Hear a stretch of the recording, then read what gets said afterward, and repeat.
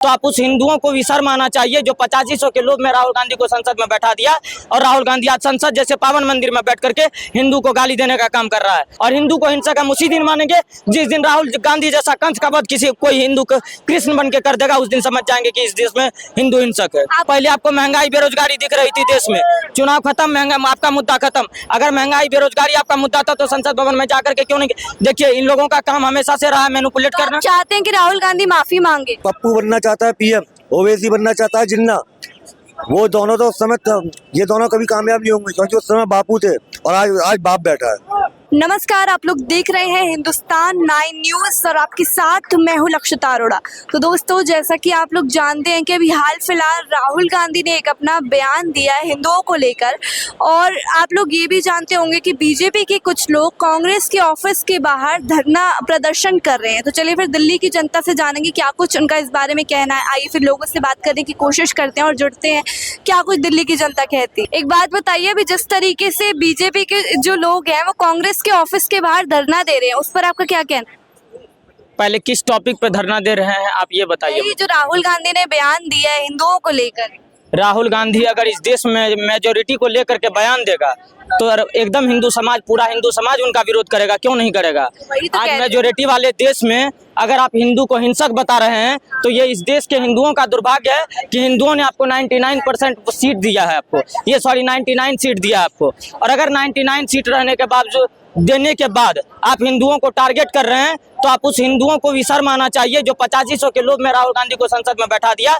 और राहुल गांधी आज संसद जैसे पावन मंदिर में बैठ करके हिंदू को गाली देने का काम कर रहा है। और ये विपक्ष के सारे लोग जो पहले कह रहे थे कि हिंदू हिंसक, ये जो विपक्ष के सारे लोग हैं जो पहले कहते थे कि भाजपा धर्म का मुद्दा करती है, भाजपा हिंदू मुस्लिम करती है, तो आज उनको वो कहाँ चले गए? आज वो क्यों नहीं आते हैं सामने और क्यों नहीं बताते हैं कि संसद भवन में जाकर के पहले चैप्टर में कौन भगवान शिव का नाम लिया, कौन जाकर के वहाँ हिंदू मुस्लिम पहले धार्मिक मुद्दा छेड़ा?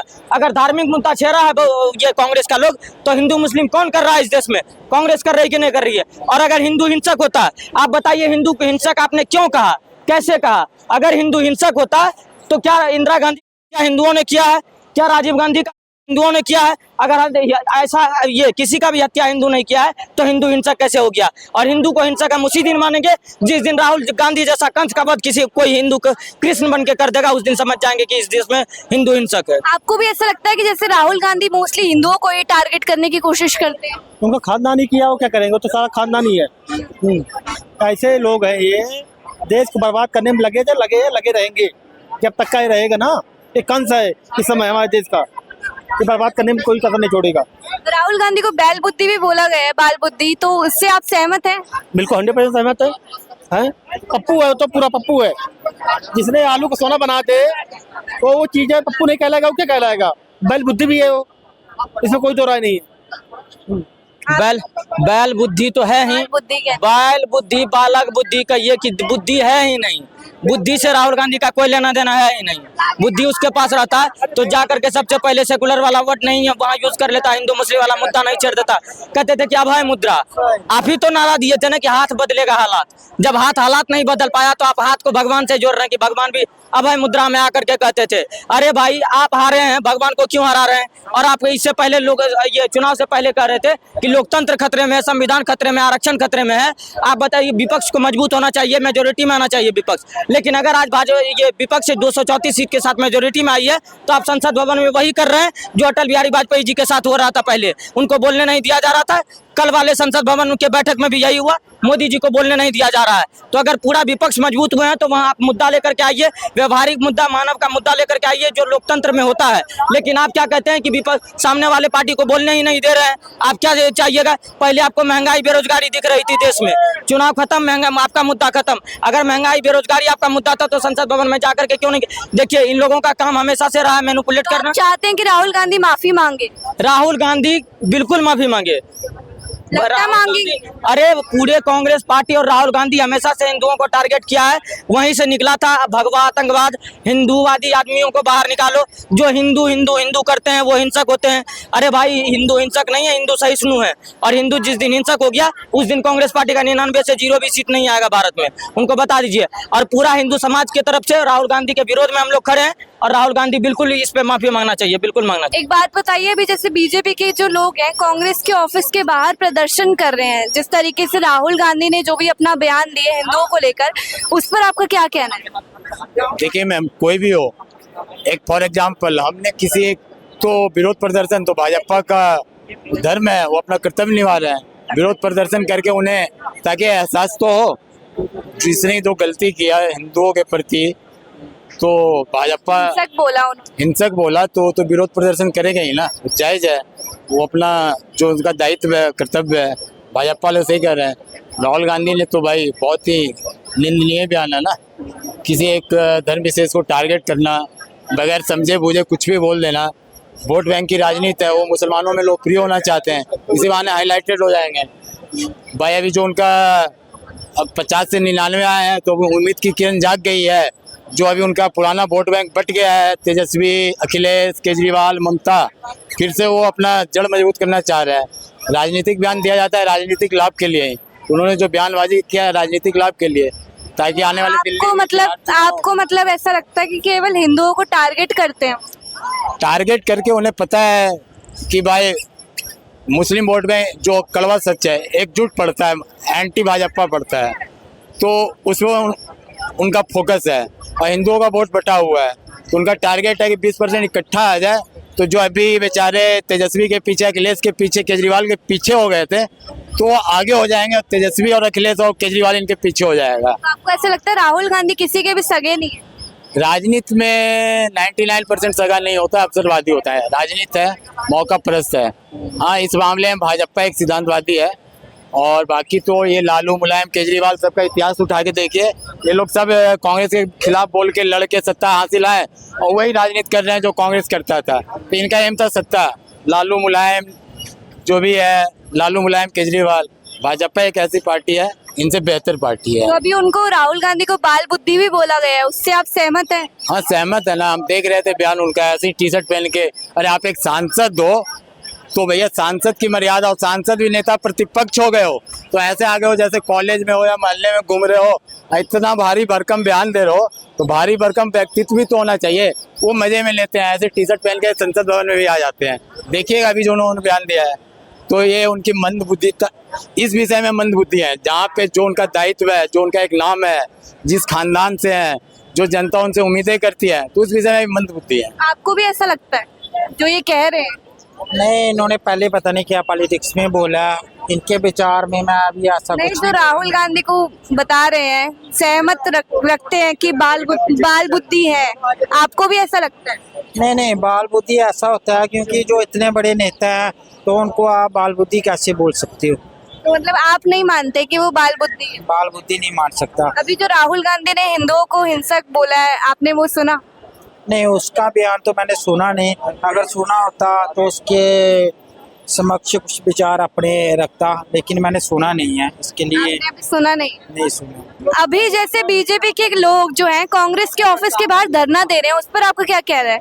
बिल्कुल सही दे रहे हैं, धरना देना भी चाहिए, राहुल गांधी को माफी मांगनी चाहिए पूरे हिंदू आपको समाज लगता है माफी मांगेंगे? मुझे तो नहीं लगता, क्योंकि वो ढीठ आदमी है, वो नहीं मांगेगा। नहीं मांगेंगे? नहीं, वो कुट के मांगेगा।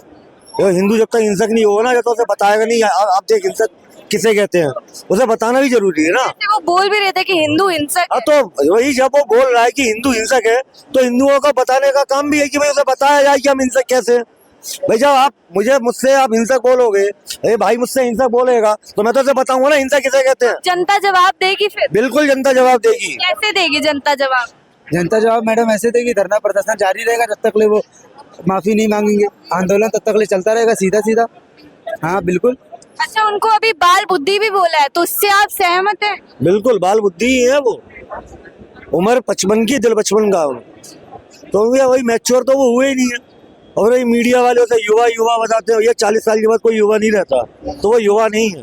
4 साल बाद उसकी पेंशन बन जाएगी तो वो बूढ़ा हो जाएगा। देखिए, उनको संसद में इसलिए लाया गया था विपक्ष में कि वो बेरोजगारी, महंगाई और मुद्दे पर बात करें। अगर मोदी जी कहीं कुछ गलत मुद्दा उठाते तो उस पर बात करें। उनको धर्म के लिए नहीं लेकर आया गया था। आप कहते हैं कि मोदी जी धर्म का पक्षपात करते, मोदी जी ने कहा धर्म का पक्षपात करा, ये बताइए। मोदी जी अगर धर्म का पक्षपात करते तो आप उनके ऊपर ऑब्जेक्शन करिए, लेकिन धर्म का मुद्दा तो आप ही उठा रहे हैं ना।